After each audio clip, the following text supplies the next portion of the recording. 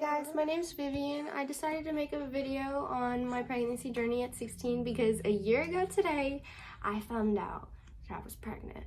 Kill the lights, so baby close your eyes. The way you're looking at me, you got me mesmerized. He's talking. When I found that I was pregnant, I never expected it. It was kind of a shocking thing to me because at the time I did not want a kid. And it always happens when you don't want a kid.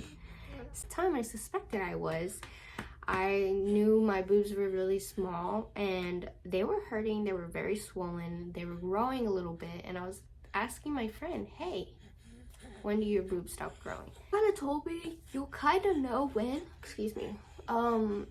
your boobs stop growing, and I just had a feeling that it wasn't that. I didn't show any other symptom. Wasn't showing morning sickness or nothing. I went out with my mom. We were heading out to Target and we passed down a McDonald's and I was like, I want McDonald's.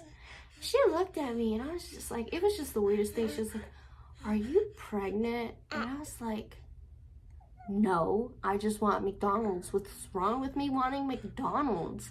She kind of was just looking at me, okay, yeah. You better not be pregnant. I'm like, Ma, I'm not pregnant. A couple days later, it was Thanksgiving, so it was a Thursday. I was supposed to get my period. I never got my period. I never got my period. And so I was like, okay, I'm gonna give it one more day. Maybe it might be late. My period never came, so I grabbed one of my pregnancy tests that I had in my room just in case, because I always had a feeling that one day it was gonna happen.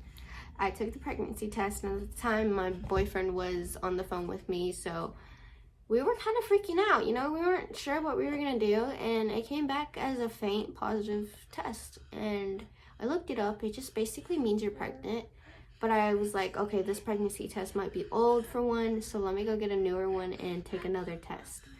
So I went and took another test when I got back from work. It wasn't a digital one. I just got regular ones. It was the only ones that I could afford. And the one that I originally had taken that was faint, it was like positive. It wasn't faint no more. So I took another test, right away it was positive. I was like, what the heck? I told my boyfriend, I was like, look, this is for sure happening. Next day, we kind of just saw each other. We went to Disney on Ice and we were with the family. It was kind of awkward for me because I knew that I was pregnant and I didn't like keeping secrets. We kind of just came up with a plan. Like, we were talking outside for a little bit and we were talking, crying, a lot of emotions, trying to figure out what we were gonna do. So I was crying. I went home and I told my parents and I was like, look, I am scared. I, at the time, had a feeling that my boyfriend was not going to be there for me. The way he was wording things when we were talking just made it seem like he didn't want to sacrifice anything for me and the baby. So I went right away, told my parents, and I was like, look, I am pregnant. I didn't know how to talk to them because I was crying. My dad, you know, he's a guy that I always want to please. So when I told him, he looked really sad. He had no anger on his face. He was just sad. I just was like, okay, well, this is what you gotta do. There's no changing it. You're gonna have the baby.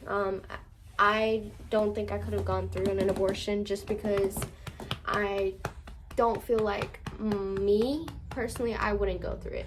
And he was like, today, tomorrow, you are a mom now. You gotta take responsibility.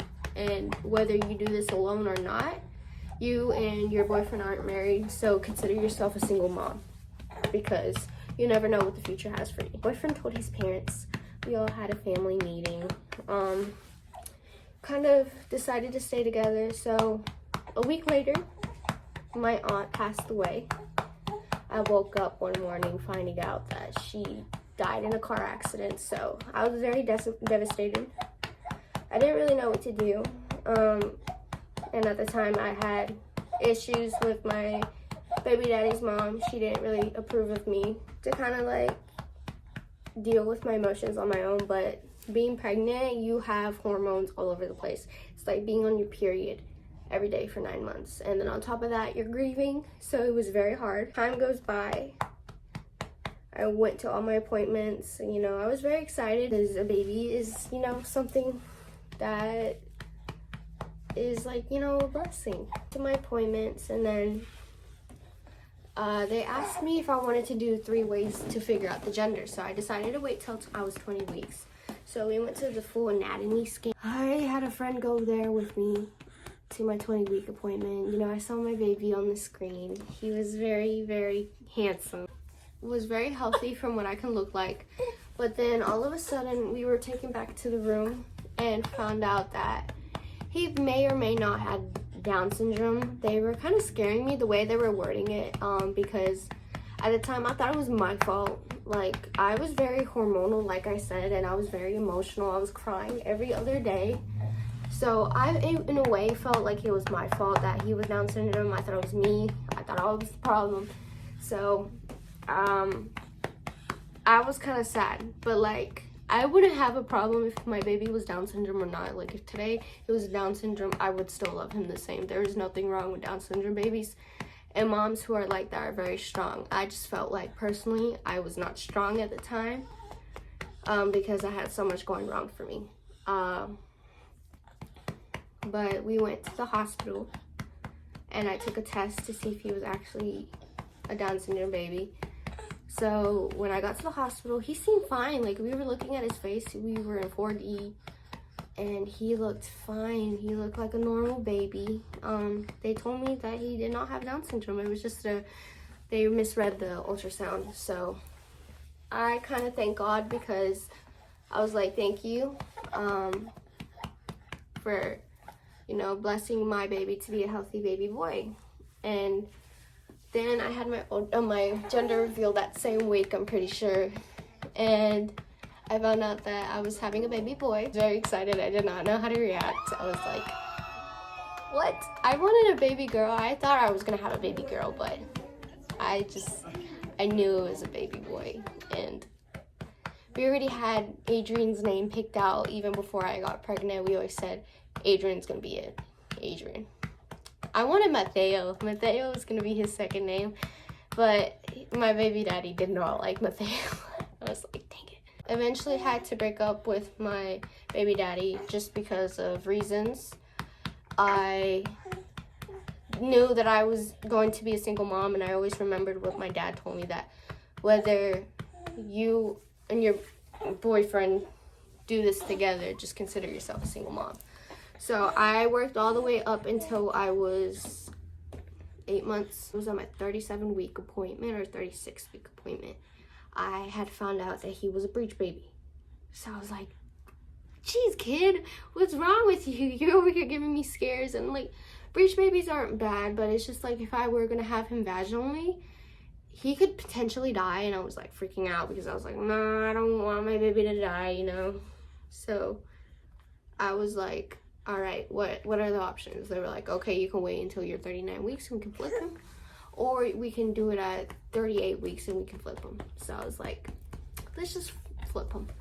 So I got an EVC done, and he is a very stubborn baby, if you can't tell. He's very stubborn. Hey guys, I'm still here. It is 4:35. Right now I'm getting an epidural. I have half of it already in me. We're just waiting. They're a little short-staffed today, so we're just waiting. And Adrian's right here. I'm so tired. I'm hungry. I'm exhausted. I'm just ready to get this over with.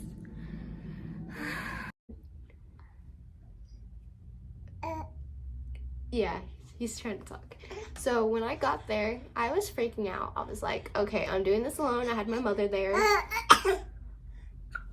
Bless you, baby.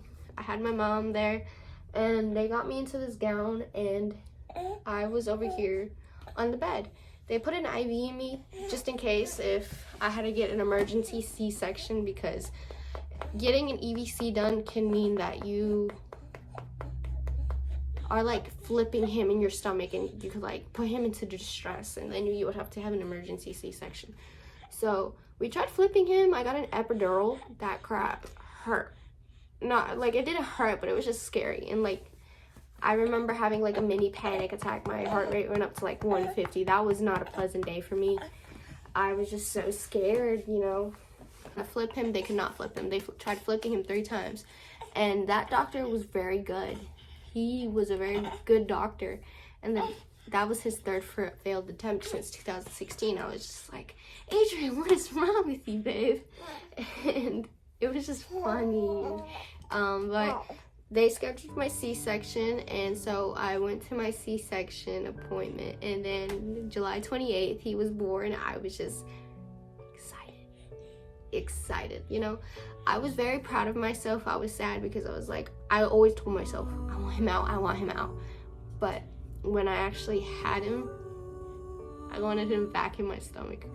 And I don't know, like being a mom for like 4 months, I think, almost 4 months, it just, you know, makes me want him back in my stomach. And like